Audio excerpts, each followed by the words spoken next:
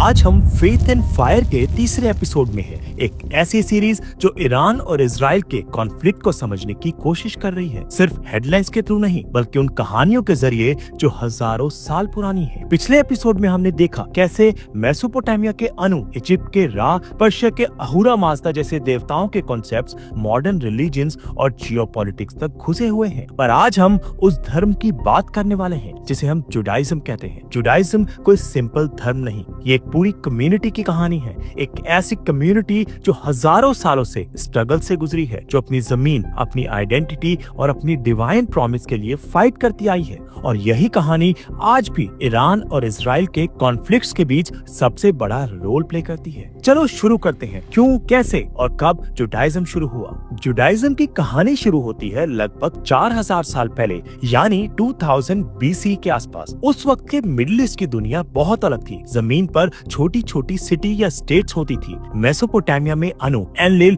और इश्ता जैसे देवताओं को पूजा जाता था। इजिप्ट में रा और साइरस, होरस राज करते थे। पर्शिया में अहूरा माज़दा और एंग्रा मेन्यू की कहानियां चलती थी। पर उसी वक्त मेसोपोटामिया के एक शहर अर में एक व्यक्ति पैदा होता है, अब्राहिम, जिसे हिब्रू में अब्राहिम बोला जाता है। ये व्यक्ति जुडाइज्म का स्टार्टिंग पॉइंट है। अब्राहिम का परिवार भी दूसरे लोगों की तरह अनेक देवताओं को मानता था। पर फिर एक दिन अब्राहिम कहते हैं कि उन्होंने सुना एक इनविजिबल गॉड की आवाज जो कहता है, leave your homeland and go to the land I will show you. अब सोचो, एक इंसान जिसने कभी अपना शहर नहीं छोड़ा, अपना घर, अपनी मिट्टी को छोड़कर एक अननोन जर्नी पर निकल रहा है, सिर्फ एक इनविजिबल गॉड की आवाज सुनकर। ये वो पॉइंट है जहाँ से प्रॉमिस लैंड का कॉन्सेप्ट शुरू होता है। अब्राहिम अपनी पत्नी सारा के साथ निकल पड़ते हैं, अपने पूरे परिवार, नौकरों और कुछ जानवरों के साथ। रास्ते में वो हारम शहर में रुकते हैं जो आज के टर्की के एरिया में है। वहाँ कुछ साल रहते हैं, फिर कैनन की तरफ बढ़ते हैं। कैनन,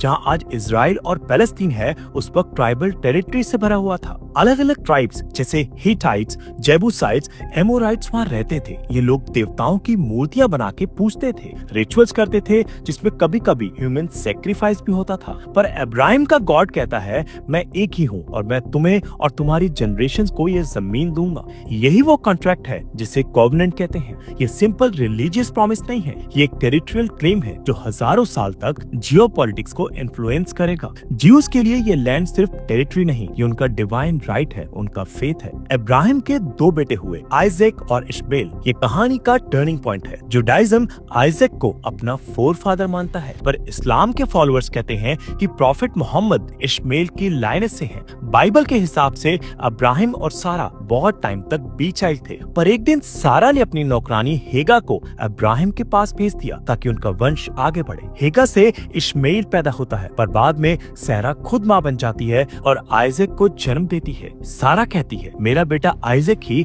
अब्राहिम का ट्रू एयर है। तब हेगा और इश्मेल को डेजर्ट में भेज दिया जाता है। इस्लाम के टेक्स्ट कहते हैं कि वही इश्मेल मक्का तक पहुंचा और उन्हीं की लाइनेस से प्रॉफिट मोहम्मद आए। यहीं से ज्यूज और अरब्स की कहानियां अलग होती हैं और ये स्प्लिट आज तक मिडिल ईस्ट की पॉलिटिक्स में एको करता है। ईरान के लीडर्स कहते हैं पैलेस्टीन की जमीन अरब्स की है, ना कि ज्यूज की। वो कहते हैं ज़ायनिस्ट पुरानी कहानियों को यूज करके मॉडर्न ऑक्यूपेशन जस्टिफाई कर रहे हैं। अब वापस आते हैं जुडाइज्म के सफर पर। अब्राहम के बेटे आइजैक के बेटे थे जैकब, जिसे इजराइल भी बोला जाता है। जैकब के 12 बेटे हुए। ये 12 ट्राइब्स बनी इजराइल की फाउंडेशन। हर ट्राइब का अपना टेरिटरी था। पर एक वक्त ऐसा आया कि इजराइल के लोग इजिप्ट चले गए। इनिशियली वहाँ उन्हें इज्जत मिली, पर कुछ सालों बाद एक नया फेरो आया जिसने इजराइलाइट्स को स्लेवरी में डाल दिया। तब कहानी में आते हैं मोजेस। मोजेस एक हिब्रू चाइल्ड थे जिसे उसकी माँ ने नाइल रिवर में बास्केट में छुपा दिया था, क्योंकि फेरो ने ऑर्डर दिया था कि सारे हिब्रू मेल बेबीज मार दिए जाएं। फेरो की बेटी ने मोजेस को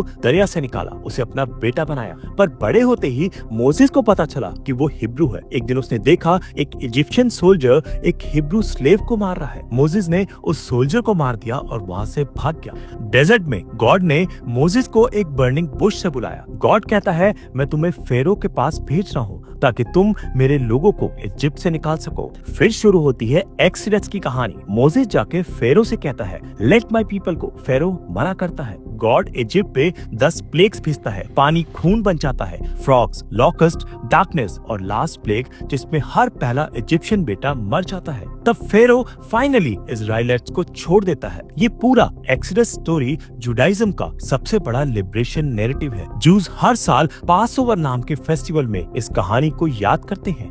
डेजर्ट के रास्ते मोसेस को माउंट साइनाई पर बुलाया जाता है। वहीं गॉड मोसेस को 10 कमांडेंट्स देता है। ये कमांडेंट्स कहते हैं गॉड के अलावा किसी और को मत पूछो, मर्डर मत करो, चोरी मत करो, झूठ मत बोलो और दूसरे के माल को डिजायर मत करो। ये सिर्फ रिलीजियस लॉज नहीं थे, ये पूरी कम्युनिटी का सोशल और लीगल कोड बन गए। आज भी इजराइल के लीगल सिस्टम में टोरा के प्रिंसिपल्स घुसे हुए हैं। सुप्रीम कोर्ट के कुछ जजमेंट्स में कभी कभी टोरा का रेफरेंस दिया जाता है। टोरा जुडाइज्म की प्राइमरी होली बुक है। ये फर्स्ट 5 बुक्स हैं हिब्रू बाइबल की, जेनेसिस, एक्सोडस, लेविटिकस, नंबर्स और ड्यूटरोनॉमी।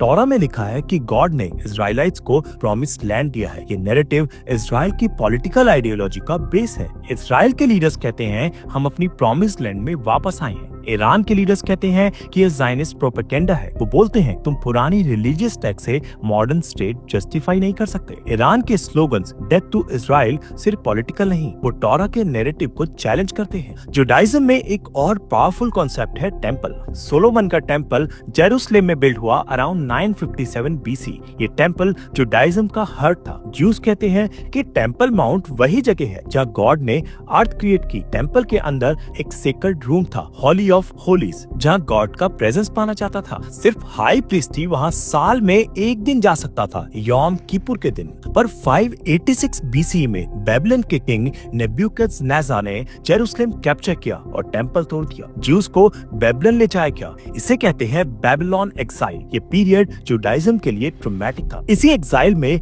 ज्यूज ने अपने सेक्रेड टेक्स्ट लिखने शुरू किए ताकि उनकी आइडेंटिटी सर्वाइव करे। ये टेक्स्ट आज के हिब्रू बाइबल का बेस है। फिर Persian king Cyrus the great आया। उसने ज्यूज को वापस जेरूसलेम भेजा। साइरस सिलेंडर में लिखा है I allowed all nations to return to their homes and rebuild their temples. Jews ने सेकंड टेम्पल बिल्ड किया। ये टेम्पल भी रोमन्स ने 70 CE में डिस्ट्रॉय कर दिया। आज टेम्पल माउंट पर डोम ऑफ द रॉक और अल अक्सा मॉस्क बनी है। ये जगह मिडिल ईस्ट के कॉन्फ्लिक्ट का एपिसेंटर है। ज्यूज कहते हैं टेम्पल माउंट हमारा है। मुस्लिम कहते हैं ये अल कद्स है, इस्लाम का सेक्रेड हेरिटेज। ईरान के लीडर्स कहते हैं अल अक्सा को ज़ायनिस्ट से बचाना इस्लाम की ड्यूटी है। इजराइल के लीडर्स कहते हैं टेम्पल माउंट हमारी आइडेंटिटी है। देखा दोस्तों, एक बिल्डिंग किस तरह पूरी पॉलिटिक्स को डिक्टेट करती है। जुडाइज्म में एक और कॉन्सेप्ट है चूजन पीपल। टोरा कहता है Jews are God's chosen people. इसका मतलब वो सुपीरियर नहीं है, पर उन पे हायर मोरल रिस्पॉन्सिबिलिटी है। ये कॉन्सेप्ट इजराइल की पॉलिटिकल फिलॉसफी में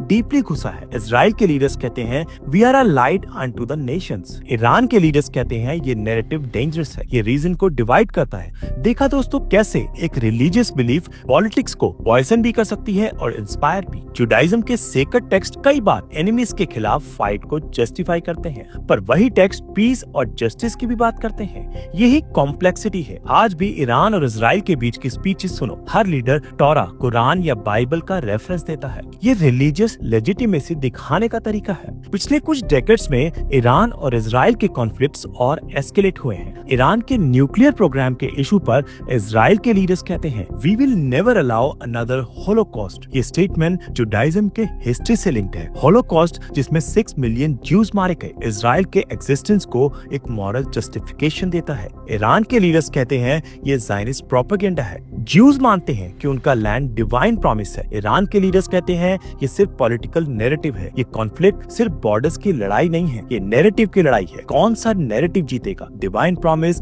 या मॉडर्न पॉलिटिकल रियलिटी? आज के एपिसोड में हमने देखा अब्राहम से जुडाइज्म का स्टार्ट, प्रॉमिस्ड लैंड का कॉन्सेप्ट, टेम्पल की कहानी, मसीहा के ड्रीम्स और टोरा का इन्फ्लुएंस। ईरान और इजराइल की फाइट सिर्फ मिसाइल्स और न्यूक्स की नहीं है, यह आइडेंटिटी, प्रोफेसी और डिवाइन प्रॉमिसेस की लड़ाई है। अगला एपिसोड और भी इंटरेस्टिंग होगा। हम क्रिश्चियनिटी की कहानी समझेंगे। जीसस कौन थे, क्यों उन्हें मसीहा माना गया, क्रिश्चियनिटी मिडिल ईस्ट के पॉलिटिक्स को कैसे इन्फ्लुएंस करती है और क्यों ईरान के लीडर्स कहते हैं कि क्रिश्चियनिटी वेस्ट की इंपीरियल पावर का सिंबल है। फेथ एंड फायर के अगले एपिसोड में मिलते हैं। अगर वीडियो पसंद आया हो तो लाइक, शेयर और सब्सक्राइब जरूर करना। जय हिंद।